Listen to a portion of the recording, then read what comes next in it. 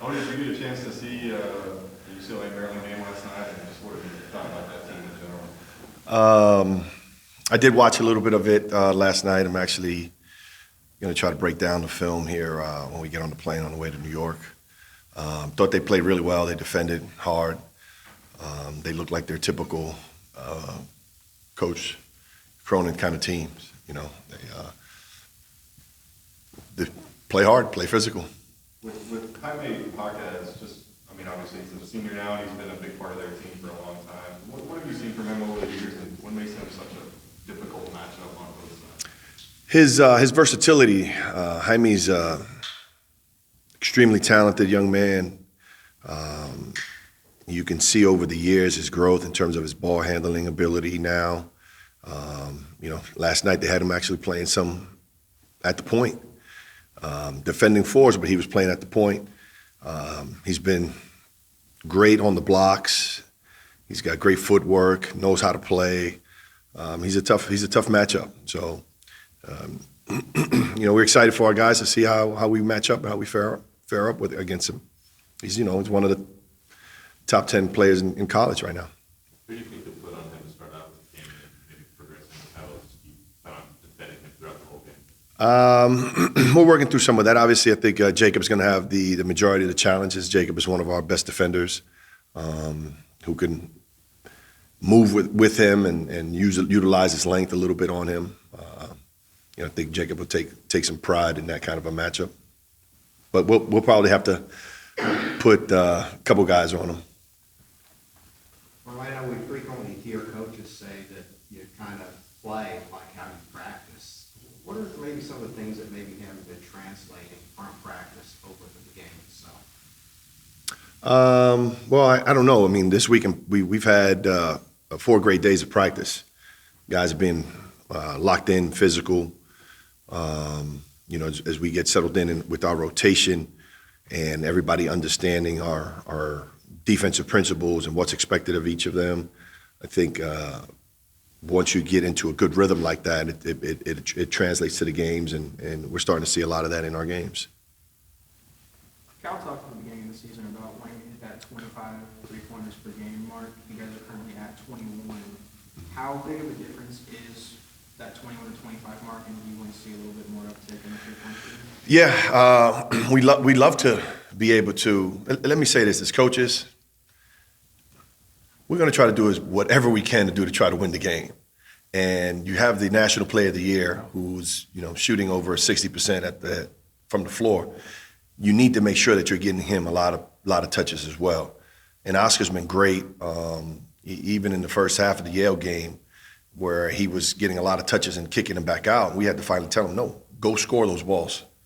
Go score them first and put pressure on the rim. And then as they continue to collapse, then you find our guys and we'll get some shots up. I think a lot of our shots come in transition off of our defense when we're in great rhythm. And, we want the ball to go in first and then come out and we be able to take those shots. Those are a higher percentage shots for us. CJ's numbers are a little down based on what he's done in the past there. Is that the shooters go through slumps, or is that something he could be, doing more with getting that percentage? No, it's just, we take into account and we forget that he hadn't played in a year and a half. And so he's starting to get into a groove. I think he shot the ball pretty well here the last few days here in practice, and we're going to need him. One of the things that about CJ is that we're just not labeling him just a guy that can shoot. He's so much more than that. A guy that knows how to pass, he knows how to play, knows how to defend, is very disciplined, and he's got some toughness to him. So that part of a game, I think, will continue to happen because he's an extremely hard worker. And when shooters like that, they just need 1 or 2 to go in, and then you can get going a little bit, as you guys can see from Antonio when he hits 1 or 2, and then the basket kind of opens up. So we're not too worried about that. We just need him to continue to keep working and continue to try to do the things that the team needs for us to have a chance to win. Talk about Oscar a little bit there. Against Yale, was really one of the first times this season you really felt like Oscar again. How important is that for you guys heading into this match? Well, it's important. Obviously, that's one of our strengths of our team. But he had gotten into a rhythm of not just playing games, but having enough practice, having enough running to get his legs under him, so that he's not thinking about his leg and those kind of things, and that takes a little time. The rhythm. We still think that he's got a little more room to keep improving, to get his pop back the way he had it. But you saw a faster Oscar in the Yale game, and that we hope that continues, because that's part of what he does, and it separates him from a lot of people. He talked about that post game, just the mental hurdle he's sort of had to overcome over these past few weeks, just not worrying about when he's jumping if something's going to happen. Have you seen that transition in practice? Oh yeah, absolutely. And the way you can tell is that he's not coming out of practice. And so when you're practicing for 2.5 hours, every possession, then you get into great shape, which when Oscar's in great shape, that's a plus for us. This idea of being in conditioning, this team obviously likes to run. Is there anything new with the conditioning program with Brady coming on board and all his analytics that has really stood out to you? No, Brady used a lot of his sports science a lot, and so there are a lot of metrics that he keeps in track of, but it's also for injury prevention. It's not necessarily as much for conditioning, because to condition, you got to run, and we do a lot of running. So, but it's just a gauge to see where guys' jump numbers are, if there's a deficiency in one leg or the other because of a little tweak of an ankle or something else is going on. He's able to monitor that and gauge that to be able to manage the workload to try to get them to be as close as even as possible. So it's a great preventative measure that we're able to utilize because of his knowledge. Orlando, as a staff, what do you know about this team now that you didn't know when the season started? What have you learned so far? That's a good question. I think our best basketball is still ahead of us. I think it's taken a little bit of time for everyone to get in sync. Obviously we know the Oscar piece, the CJ piece, but the other piece was severe. He's the point of our spear on the defense, and he sets the table for us in terms of keeping us organized and making sure everybody knows what they're doing, where they're at, putting extreme pressure on and stressing the other team's defenses with his speed, and setting the table, for all our guys. He's historically been an unbelievable layup maker, and he's now starting to get his rhythm back to be able to go in and finish some of the layups that we're accustomed to seeing him finish. Even those little 15 to 12 foot pull-ups that he makes. He's starting to get his legs under him. Seems like this team has a lot of interchangeable, versatile pieces. Do you kind of get the feeling that it's a little bit more of a challenge with the lineups this year than it has been in the past? How much does Cal prioritize that as part of his coaching acumen now? I mean, you want to have the ability to play different ways, because you play different schemes, you play different matchups, different teams. And so what's challenging for a coach is finding that rhythm to be able to utilize everybody's strengths and put them in position so that they can be their best version. And sometimes that takes time. And when you're dealing with injuries, that takes a little longer time to find that groove, to find that rhythm. And this is a great time for us as we get to finishing up finals. Coming back, we're going to have days where we can put in a lot of stuff and work a lot and get extra reps in.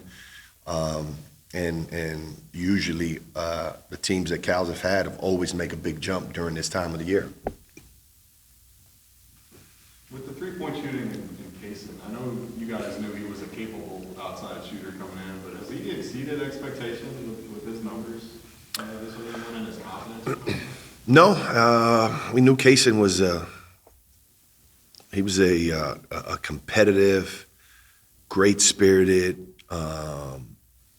well-rounded basketball player.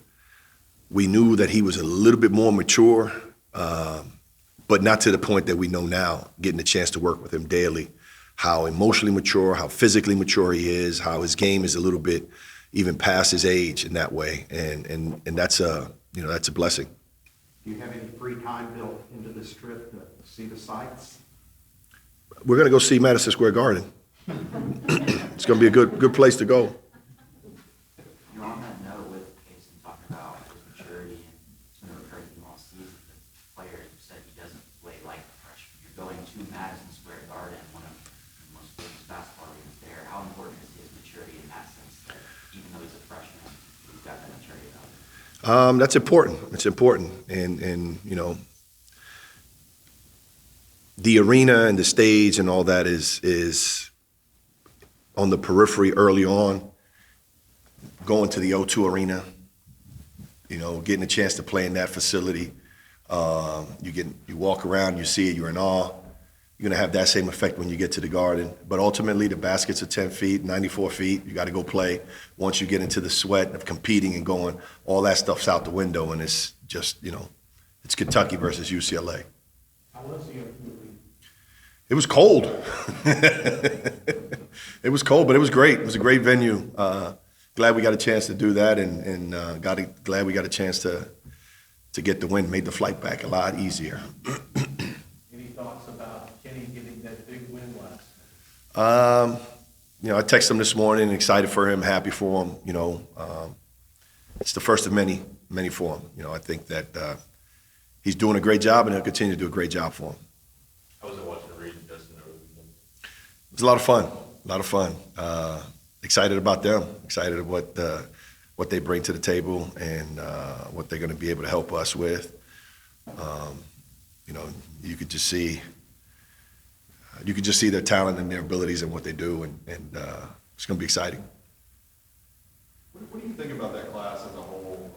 Those 5 guys, and I know it's kind of an interesting time where it seems like you guys are trying to hit and be able to see all 5 of them in a matter of a week. It just happens to work out that the schedules fit that way, that we're able to get out and see them. You know, we're constantly staying in touch with them, and you got to keep working them. And as we start to recruit some other classes as well, recruiting is like shaving. You know, you got to do it every day, or it gets ugly.